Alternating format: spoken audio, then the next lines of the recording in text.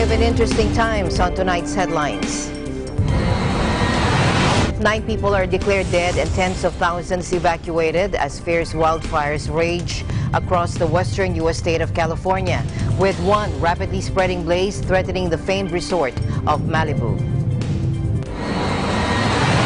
Australian Prime Minister Scott Morrison says that the likelihood of a terror attack in the country remains at the probable level.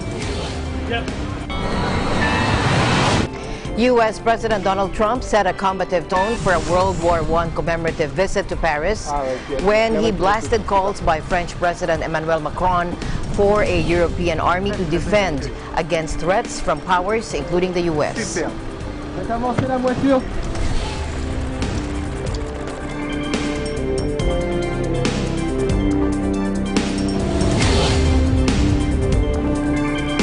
Good evening, everyone. I'm Alma Angeles. Welcome to the program, and now to the news.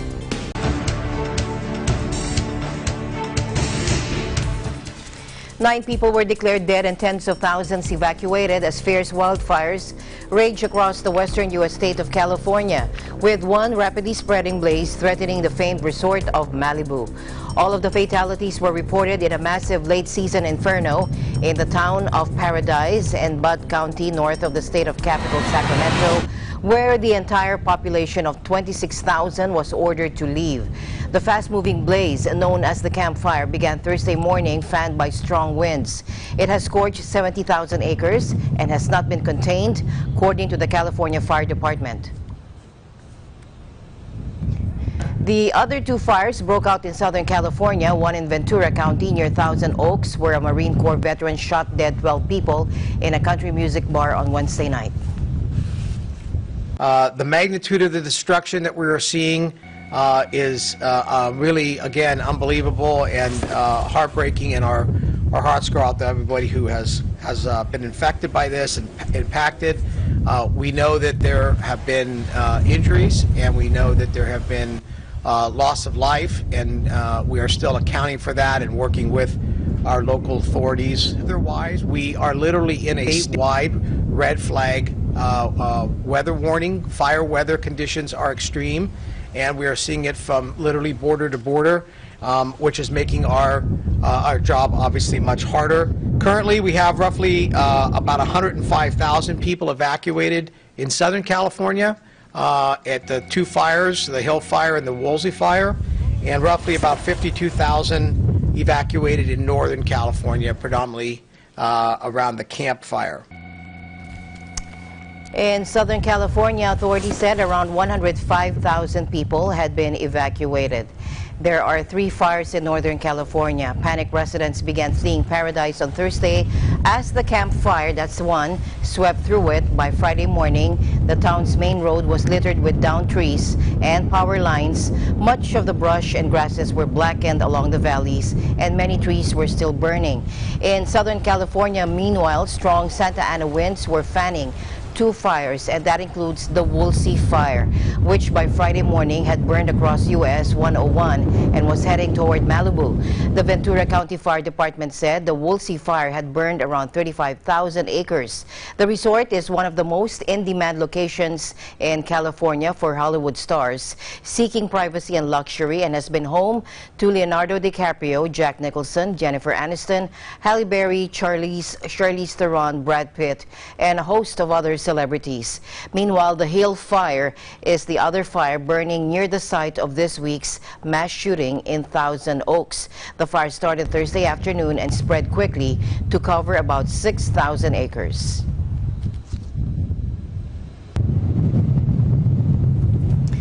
Meantime, California's acting governor declaring a fire emergency, wildfires raging out of control in Southern California, and hundreds of homes have been burned. Thousands of people being told to evacuate to safety. Take a listen. I've lived in Malibu for 23 years, my entire life. I saw the flames coming over the mountain right next to our house, and I felt them burning, the embers, and I knew that I had to get out because it's for my safety. The house is a house, but the fire's coming, all of Malibu is going to go under.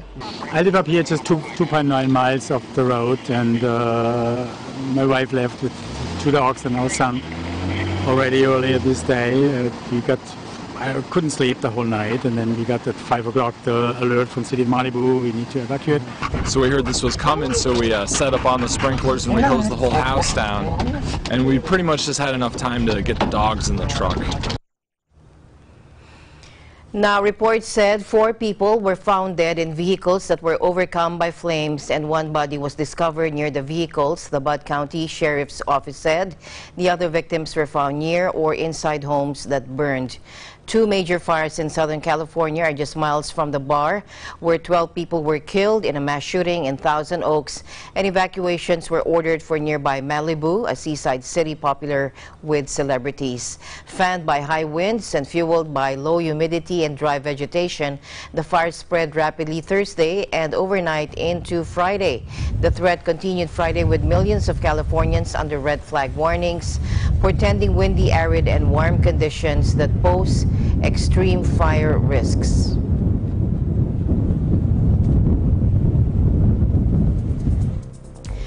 A Somali-born Australian who carried out a deadly knife rampage in Melbourne held extremist views and was known to intelligence services, according to authorities on Saturday, as they carried out raids and interviewed dozens of witnesses.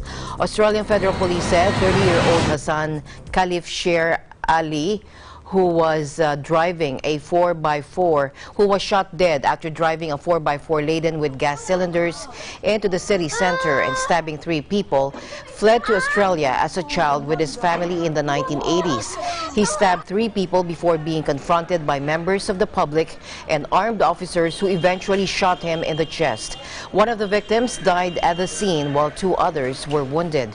The man killed by Shar Ali was named by local media as 74-year-old Sisto Malaspina, an icon of Melbourne's thriving culinary culture, who run a famous Italian cafe.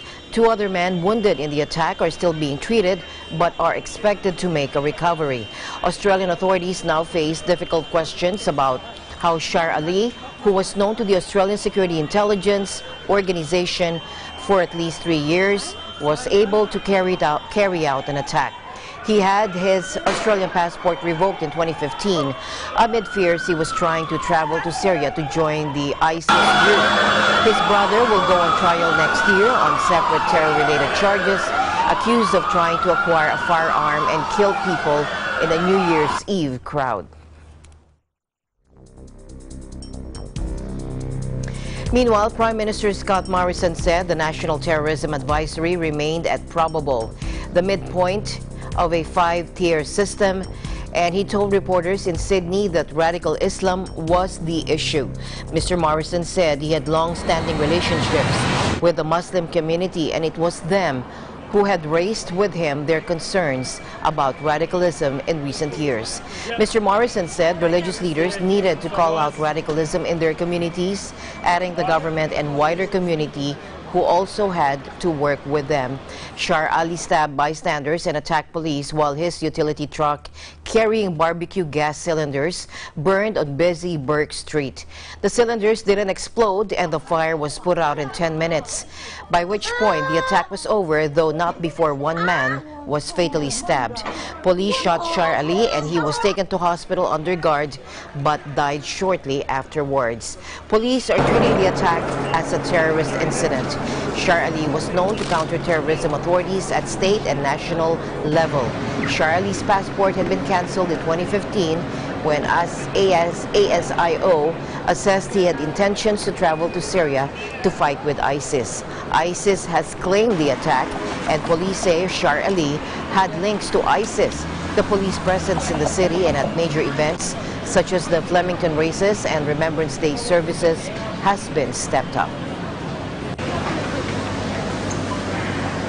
In other news, a flash flood in Prachapchirikan and Chumphon provinces in Thailand killed 2 people and stopped much of the traffic between the southern region and the rest of the country, as the heaviest rain in recent years lashed the southeastern coast since Thursday night. Heavy downpours of over 200 millimeters within a single night triggered serious flash floods in Bangsapan and Bangsapanoi districts in Prachapchirikan and some parts of Chumphon Chumpon, and this forced the evacuation of many people to higher ground amid fears of continuing flooding and broken reservoirs. 2 people had died as of press time on Friday. The Nation Weekend learned an 85-year-old citizen from Chumpon, Pobachana, drowned in waves from the fast-rising flash flood, as did a 2-year-old boy from Bangsapan district. The flooding might not end soon because the meteorological department warned of heavy rains in Prachuap Khirikan and most areas in the southern region through Saturday. Meanwhile, flash floods killed 7 people in Jordan. The government and civil defense said they added that 5 more people were still missing.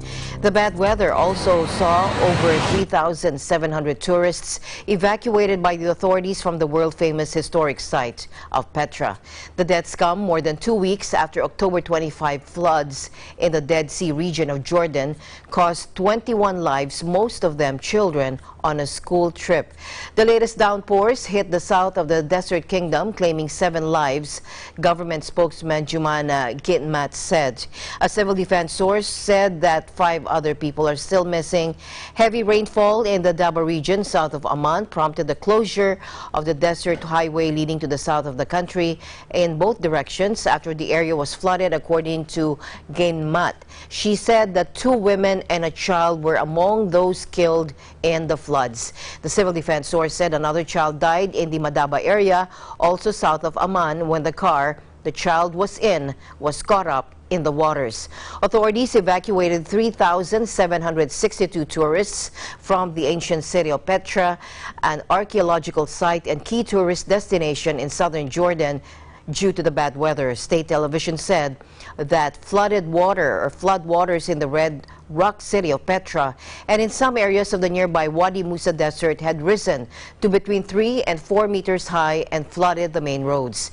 Jordan's education and tourism ministers resigned last week after the deadly school bus accident in the flood-hit Dead Sea region.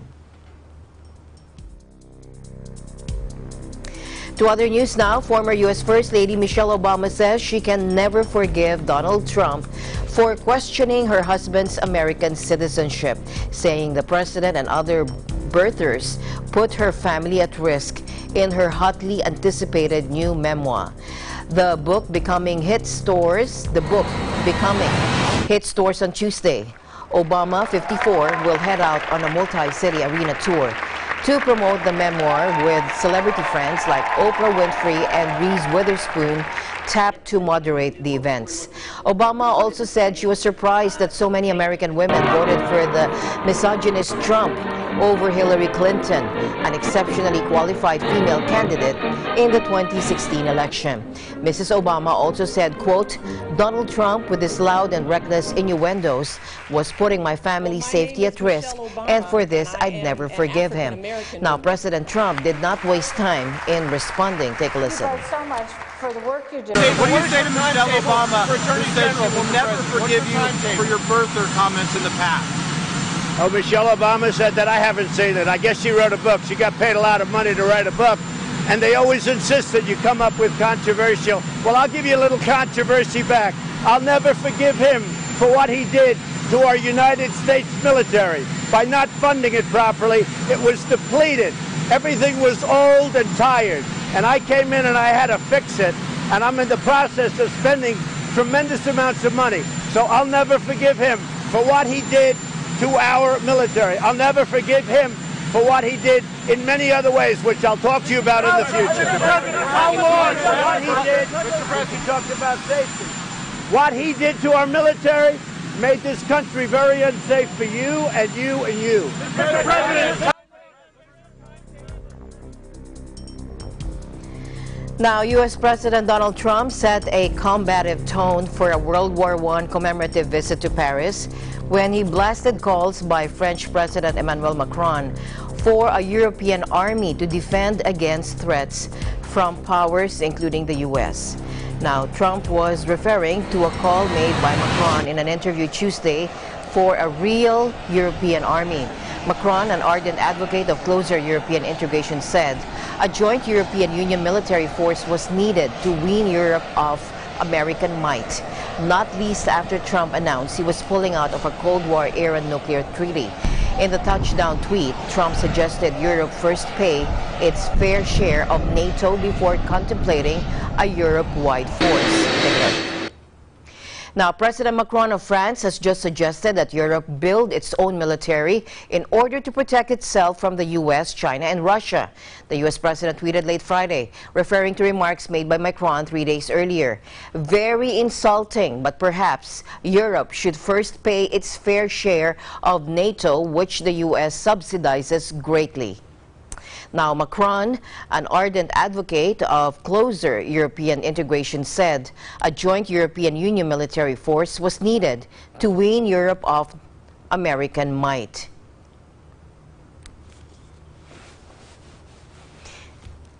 He said we have to protect ourselves with respect to China, Russia, even the U.S., he told the Europe One broadcaster, suggesting for the first time that Europe might need to defend itself from America. Now, the French president, who has enacted major defense spending hikes to bring France in line with NATO spending targets, is spearheading the creation of the 9-country European Rapid Reaction Force independent from NATO. The force, which would fall far short of an army in size and scope, would be able to rapidly mount a joint military operation, evacuate civilians from a war zone, or provide aid after a natural disaster. Now, Paris, the City of Lights, always was the grandest prize of World War I, either to conquer or to defend. So it's only fitting that when victors and vanquished meet to mark the centennial of the armistice this weekend, the biggest ceremony should be on the famed Champs-Élysées at the Arc de Triomphe. Some leaders began remembrance events in a wide crescent of cemeteries and trench-rutted battlefields north of the capital.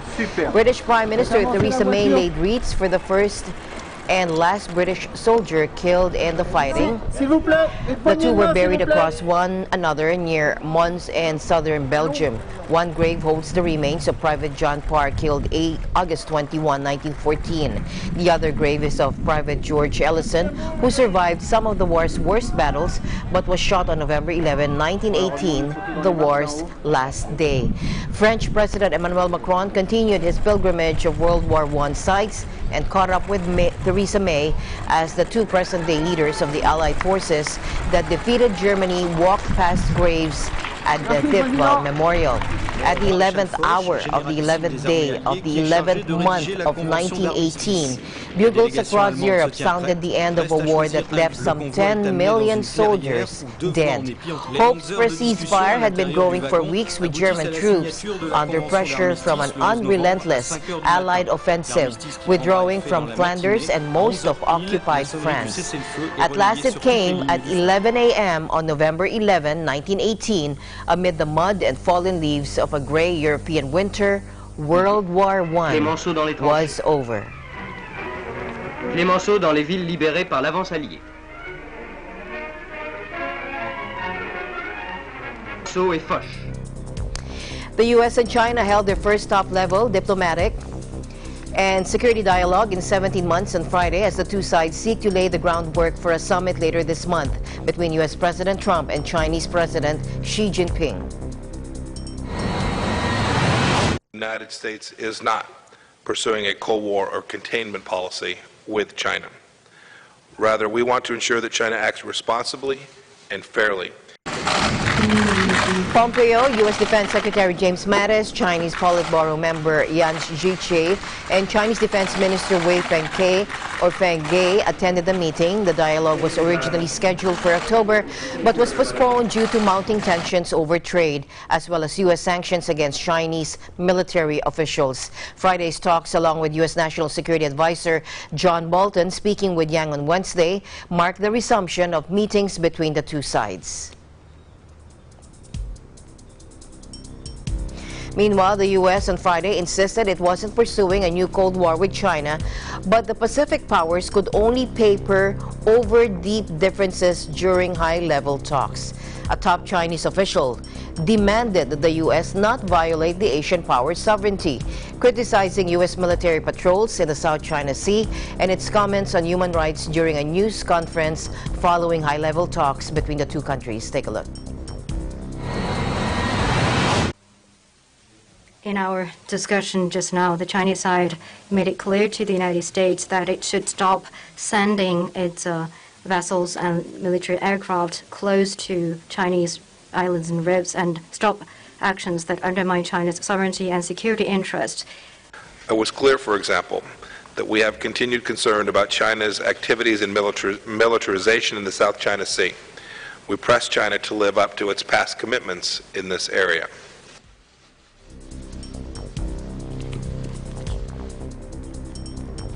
All right, we'll take a short break. Eagle News International will be right back. Stay tuned.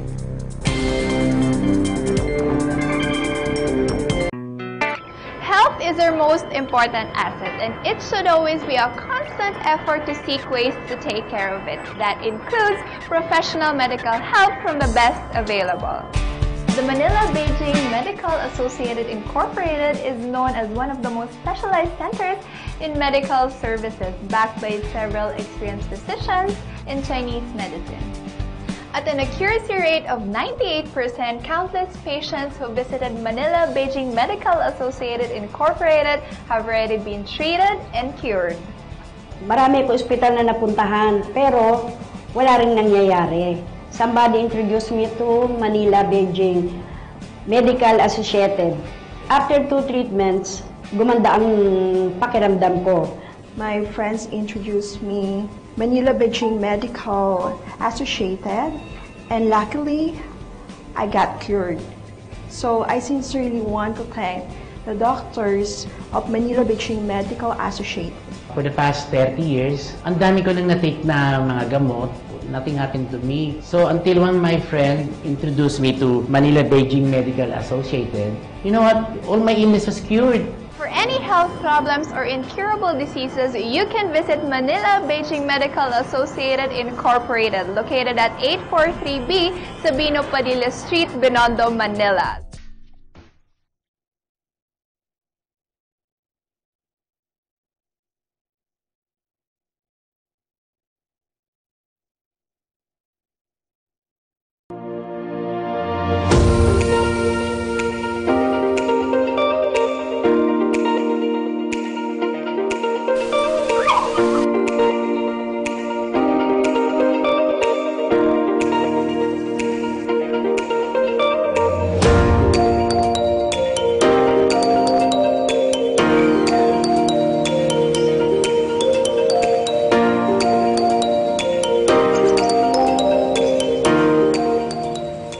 Visiting the Philippines, Manila or Quezon City is a popular destination.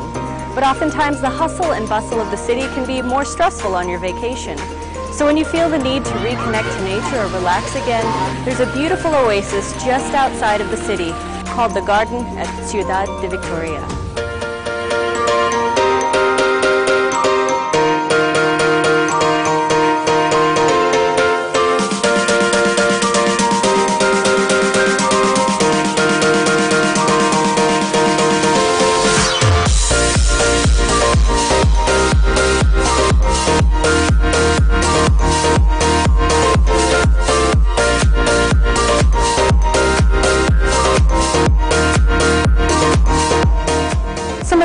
That you can see here include hydrangea, snapdragon, and stargazers. They're truly beautiful.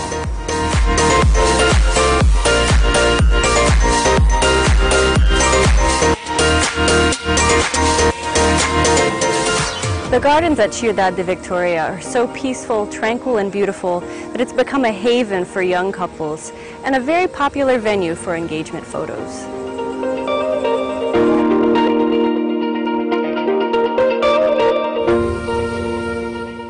The next time you want an escape from the big city, the garden at Ciudad de Victoria is a wonderful place to visit.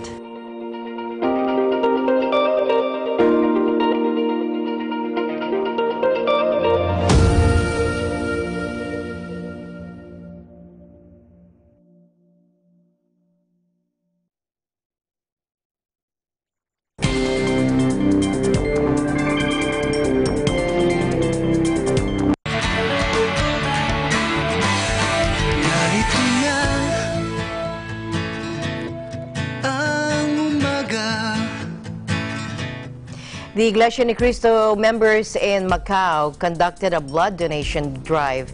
Kit Wong reports from Macau. Iglesia Ni Cristo members from the District of Macau have shown their love and care to their fellow men as they actively took part without hesitation in the bloodletting activity. The said activity is being held every year to help the government of Macau in providing the needs of the locals for medical purposes. We can see on the brethren's faces the happiness that they felt when they participated in the said activity. After the blood donation activity, the Iglesia Ni Cristo hold aid to humanity through their program INC Giving. The patients in the clinic received not only food parcels but entertainment as well.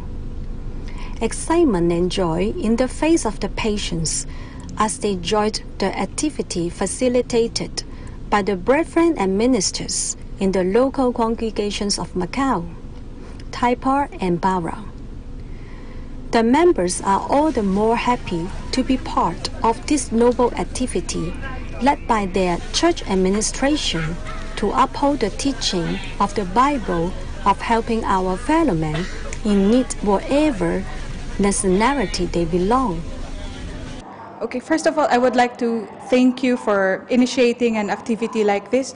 As you said earlier, it's not easy to find a community like this here in Macau. So I'm also happy, especially for our residents, that you get to visit us and provide us with some activities and some goods as well. Even though some of our residents cannot speak for themselves, I know that they highly appreciate everything that you do for them too. From Macau, reporting for Eagle News, I am Kit Wong and I am 1 with 25.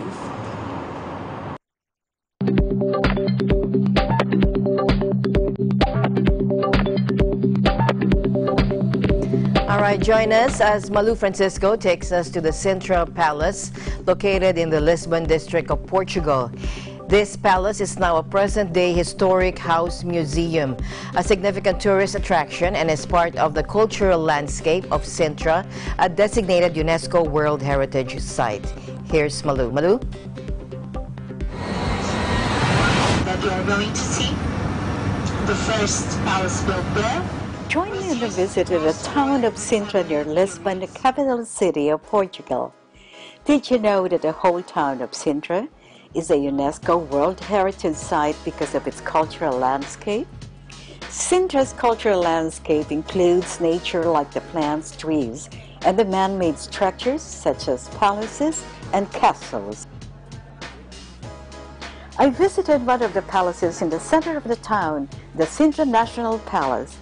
In 15th century, King João I began the construction of the palace. The beautification was continued by the next kings. The palace stands out in the distance because of its chimneys.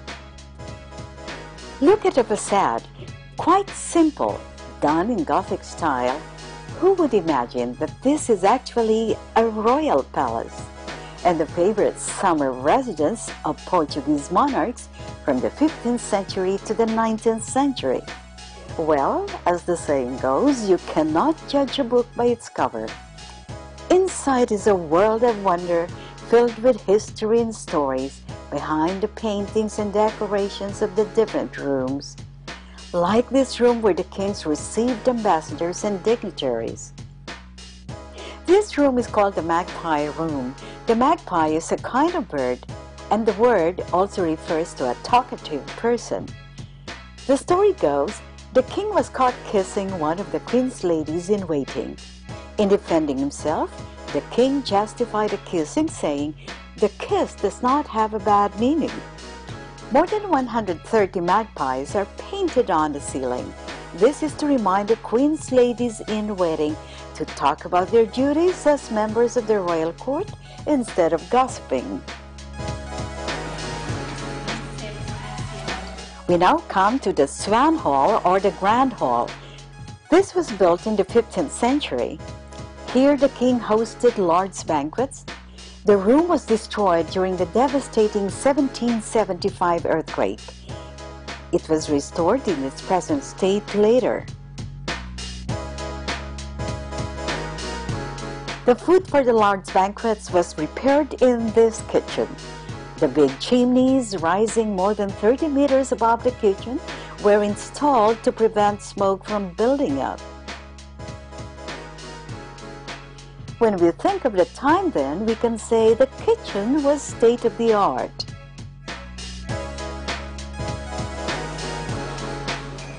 Welcome to this magnificent room. This displays the coats of arms of the Portuguese royal families. The succeeding monarchs added up decorations to the room. The decorations are remarkable. The ceramic blue and white tiles are called in Portuguese azulejos. Here, the tiles depict hunting motifs. The azulejos are part of Moorish art. The word Moorish refers to the Muslims from North Africa, like the country of Morocco. According to history, the town of Sintra was once a Moorish settlement before it fell into the hands of the first Portuguese king, King Alfonso de Enriquez. The Moors left a great influence on the architecture and decorations of the palace. The word azulejos originates from the Arabic word which means a polished stone. The Sintra National Palace is only one of the numerous monuments and places in the world that document history and preserve the culture of a nation. Till next time, for another glimpse of history and culture from other places. In Sintra, Portugal, a UNESCO World Heritage Site, this is Malu Francisco, and I am one with 25. Thank you, Malu, and that's it for that segment. We'll take a short break. The news continues here on Eagle News International. Stay tuned.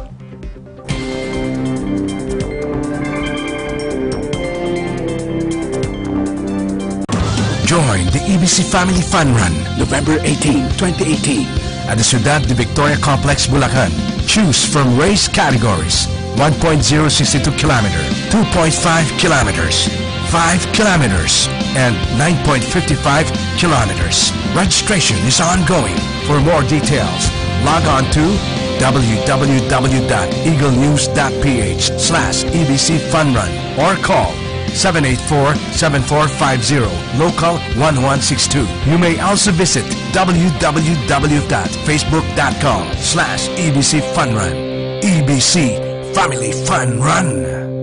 This event was made possible with our major sponsors: Regent, Life's Simple Pleasures, RY Graphics and Print, Griamax, the natural 4-in-1 super antioxidant with guayabano, mangosteen, turmeric, and vitamin C. With the participation of Isuzu, your responsible partner for life, together building people. Mr. Gary Escobar, Salampas by Hisamitsu Philippines, Skechers Performance, White Glow, Australia's #1 teeth whitening system. Beldia, your strategic procurement partner. Blue Pro Energy Plus Electrolytes. Enjoying your passion never stops. And in partnership with Maligaya Development Corporation and Philippine Red Cross. The machine is back.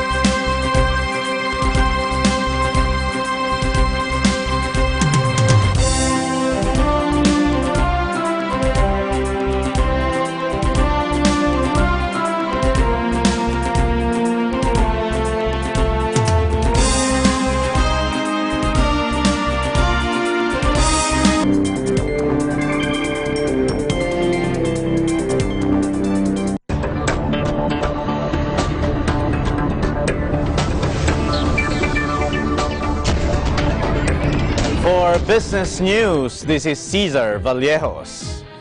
The gathering of the captains and movers of the construction industry, government policy makers, and foreign and domestic stakeholders at the 3rd Philippine Construction Industry Congress focused on relevant issues vital to the growth and sustainability of the Philippine construction industry. Held last November 8, 2018 at the Conrad Hotel Manila, key topics included the construction industry liberalization, various Philippine government infrastructure initiatives, infrastructure opportunities and delivery models, training and education, and ease of doing business. The proceedings will serve as inputs to the Philippine construction industry roadmap, the blueprint of the construction industry's progress. Lawrence Ziller, Executive Director of the Italian Chamber of Commerce, stressed that the construction business is one of the key factors for the Chamber, as a lot of Italian contractors can now bring know-how and technology into the country and work together with Filipino partners on several infrastructure projects. He said that in general, everyone agrees that liberalization is a good thing, but it has to be in a regulatory framework where reciprocity is guaranteed. On liberalization, the Department of Trade and Industry Secretary Ramon Lopez said that the mindset right now is to liberalize as many sectors that can promote healthy competition for all industries. The DTI Secretary said in his keynote speech that among the 4 subsectors of industry, construction posted the highest growth rate at 11.5%, more than double its 2017 growth of 5.3%. He cited cement and steel demand that have been posting double-digit growth in the past 5 years.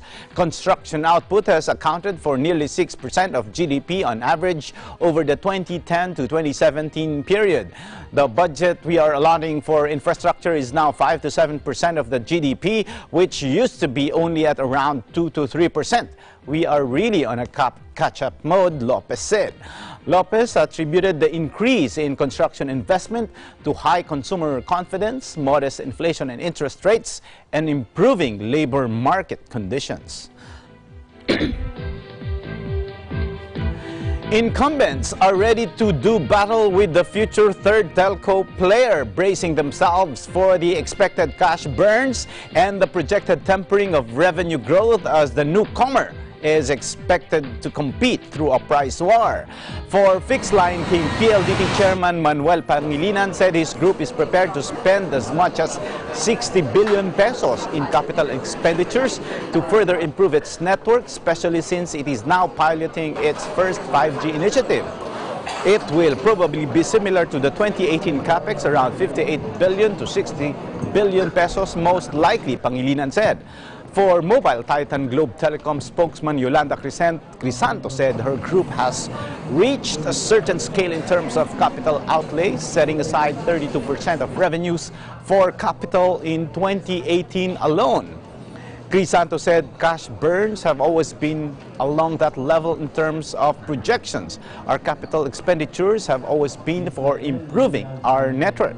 The two officials were responding to a Fitch Ratings note that predicted that the third telco initiative will raise the capex pressure on the incumbents as the provisional third telco player bared its commitments over the next 5 years.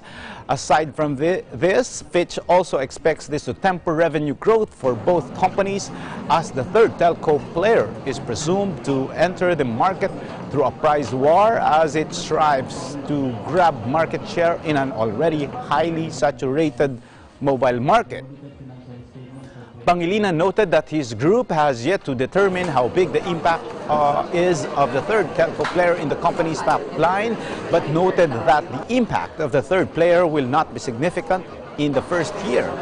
We're quite optimistic for 2019, but of course they can conjure up something that will be new or creative. So we'll just have to be able to respond to that, he said. Pangilinan said his group does not see the third telco up and running by 2019 as it takes a full year for a telco to set up as much as 300 cell towers. Together, the two incumbents have roughly 15,000 towers in operation. Crisanto said it already expects the third telco to enter the market with low prices to squeeze out market share. Ms. Latel emerged as the provisional third telco player after two other bidders, Sear Telecommunication and Philippine Telegraph and Telephone Corporation, were disqualified for submitting incomplete requirements. Led by Davao-based businessman Dennis Uys Udina Corporation, China Telecom, and Chelsea Logistics Holdings, Ms. Latel Consortium will be using the congressional franchise of Mindanao Islamic Telephone Company. Its bid will still be evaluated and is expected to be challenged by the disqualified parties.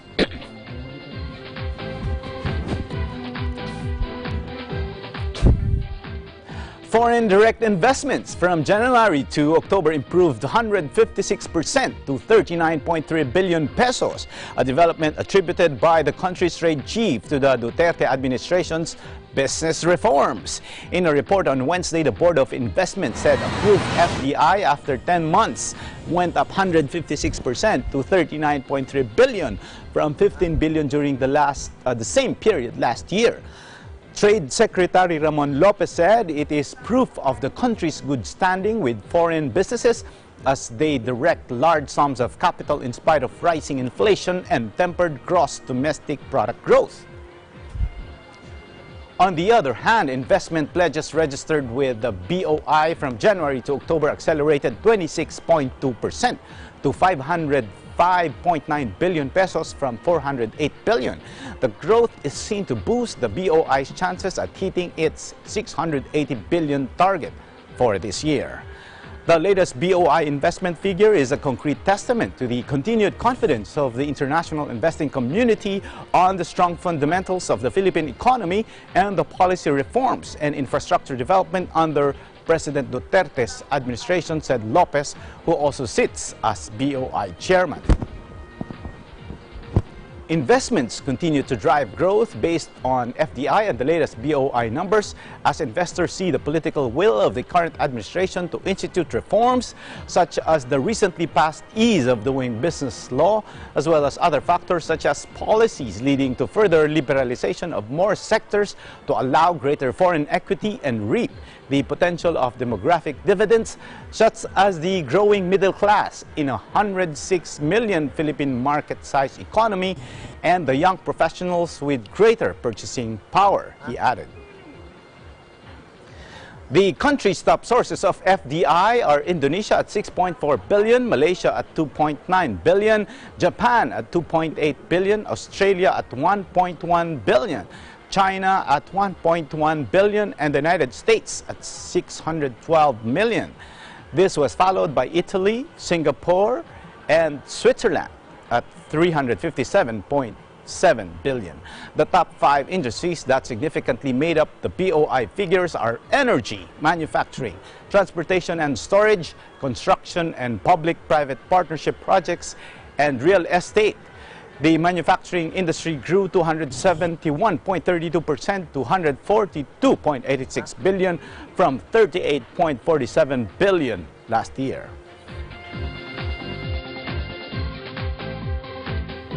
Ride-sharing firm Grab Philippines will be rolling out its premium tricycle services nationwide through its partnership with Auto Italia Philippines, which is the local distributor of three-wheeled Pilayo 8 vehicles. Grab Philippines country head Brian Koo said their GrabStrike premium service is an upgrade to GrabTrike and will serve as an additional transportation mode for short-distance commuting. Transport modernization has always been in Grab's core. Our goal is to provide a full spectrum of transportation solutions with localized and modernized services for everyday needs, no matter what vehicle they prefer or how short their journey is, Koo said. With its low acquisition cost, Piago Ape is envisioned to facilitate the modernization of the country's transportation sector, particularly in marginalized areas without access to bigger modes of transport. Listed snack manufacturer Universal Robina Corporation has entered into a 5 million Sustainable Potato Program partnership with the Department of Agriculture that seeks to improve local output and cut dependency on imports. On Thursday, URC turned over 135 metric tons of high-quality potato seeds to the DA and its partner farmers cooperative, which could cover about 62 hectares of land. The seeds are expected to yield about 2,700 metric tons of potatoes every production cycle. The volume of seeds is enough to last for 4 production cycles or about 2 years, according to URC President and CEO Erwin Lee. This initiative advances our multi-stakeholder sustainability agenda to accelerate the local potato farming community's full economic, social, and environmental benefits. Agriculture Secretary Emmanuel Piñol said the donation of the URC is an act of goodwill as the government allows the food firm to import shipping potatoes, a variety of the root crop that is not grown locally due to unsuitability. Nonetheless, Piñol thanked URC for the initiative as it is the first company to do this for the agriculture sector.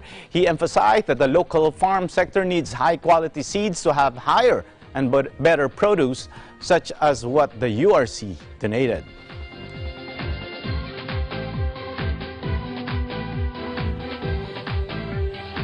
That's it for business news. This is Cesar Vallejos. I'm one with 25. Eagle News International will be back. Stick with us.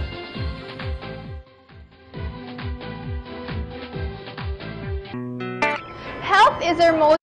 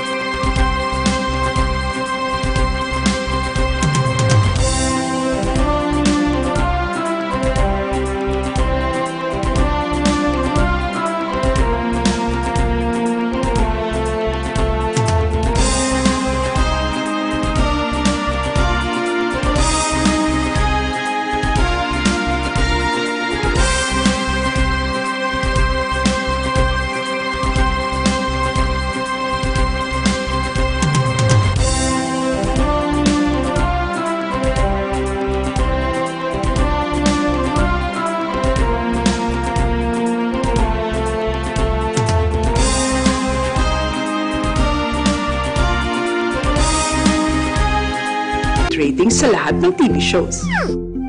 Para ugaliin ng pamilya ang responsableng panonood. Teamwork tayo, parents! Rated G, good for all. Oops, rated PG. Dapat may mga magulang para sagutin ang mga tanong ng kabataan. Grabe, rated SPG, maselan! Higpitan ang paggabay. Pag rated MTRCB, rated responsable. Health is our most important.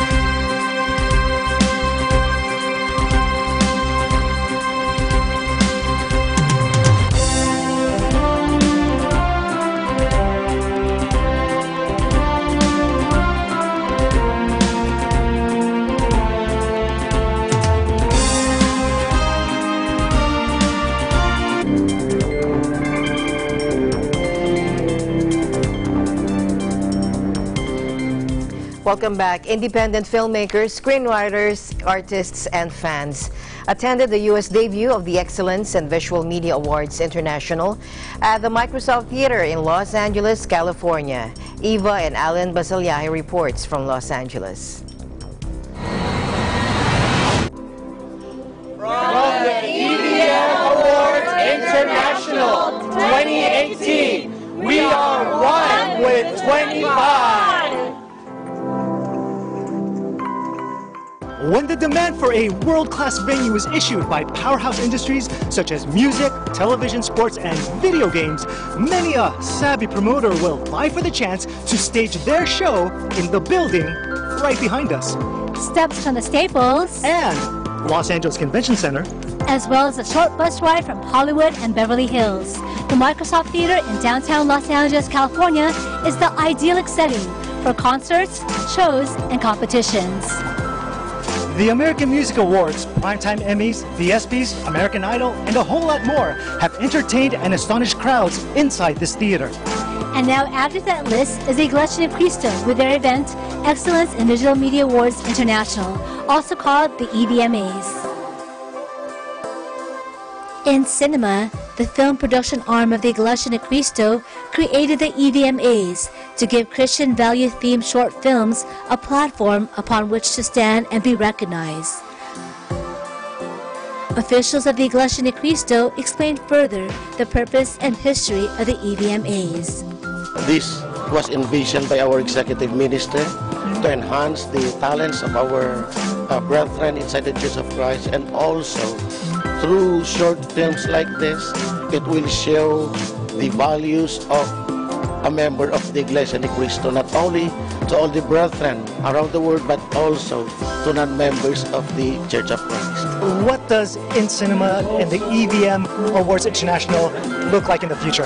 Well, Alan, when I first heard of Microsoft Theater, because I've been out of California for so long and living in another country, I was wondering what it was. But when I looked it online, this is such a well-known place already.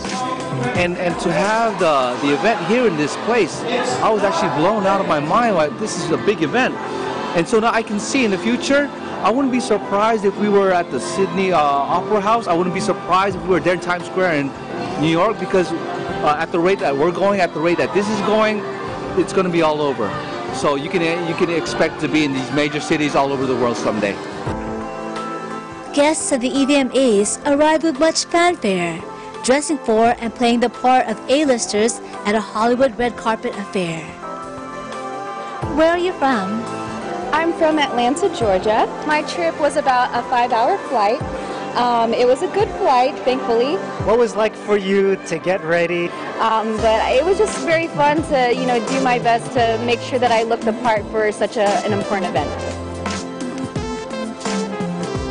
Filmmakers, cast and crew members, many of whom are first-timers when it comes to cinematic storytelling, arrived wide-eyed and eager to see how their work would stack up against other short film entries. So the title of our film is Embers, and Embers represents the fire that we keep in our hearts, the light and the hope that we keep in our hearts during rough times. This film was a totally new cast. So, of course, with every production, there are minor setbacks with scheduling and, occupying people's times. But the great thing that we thought, or we enjoyed about it, is it brought a lot of people together, and at the end of the filming and shooting, it just seemed like one big family. What's your favorite part about Los Angeles? I think it's just so strange. I'm still getting used to the left-right driving situation. In Down Under, it's the opposite. So I keep going on to the left side of the road instead of the right, yeah. I was saying earlier that when I was going down these roads, or I'm seeing familiar landmarks, I'm like, oh, I saw that in the movie. So it's been really great to sort of live that Hollywood maybe type dream lifestyle, yeah. The EVMAs has a full lineup of live entertainment and on-stage performances, but naturally, the biggest draw of the award show were the awards. Happy winners stepped off the big stage and into the VIP room to field questions from the media. What kind of hard work went into this project? So a lot of sleepless nights, a lot of meetings, a lot of devotional prayers. We ate 40 pints of ice cream for this movie. You want to know why? Check it out. Life is Sweet, Southeast California. You know, this is my first time ever being part of an in-cinema film. I have been in front of the camera before, but never in this capacity of acting. So it was really a challenge to kind of put yourself in a space of what somebody else is going through. But it's great to know that everybody did that. As you can tell, viewers, this gentleman is very dapper. He looks like he's quite ready to paint the town red. What are you planning to do to celebrate this win? Well, I think we're going to sleep because a lot of this was a surprise, and and so my energy is gone, and this was a long filming process. So I'm going to celebrate with a nap. Would you do this all over again? Definitely. Definitely. Absolutely. Definitely. Oh yeah. We not only were able to produce a film through the In-Cinema Project, but we were able to help organize and be part of the EVM Award. Just about every filmmaker, cast, and crew member we spoke with said that they're eager to try again next year to make it to the big stage of the EVM Awards International. But that for now, this year's show is a wrap. The Excellence in Visual Media Awards International may be done, but the night is far from over. And before my outfit turns back into a pumpkin, we ought to at least mingle with the in-cinema stars and, while we're at it, show off this award I won for Best Child Performer. You do know that the owner will be looking for that, right? Which is why I was just about to return it. We'll give you a last look of the still animated crowd exiting the Microsoft Theater. And instead of fading to black like how a proper script ends, we'll instead conclude our coverage by fading out to the bright lights of this electric city. Reporting from Los Angeles, California for Eagle News, this is Yvonne Allen, and we are 1 with 25.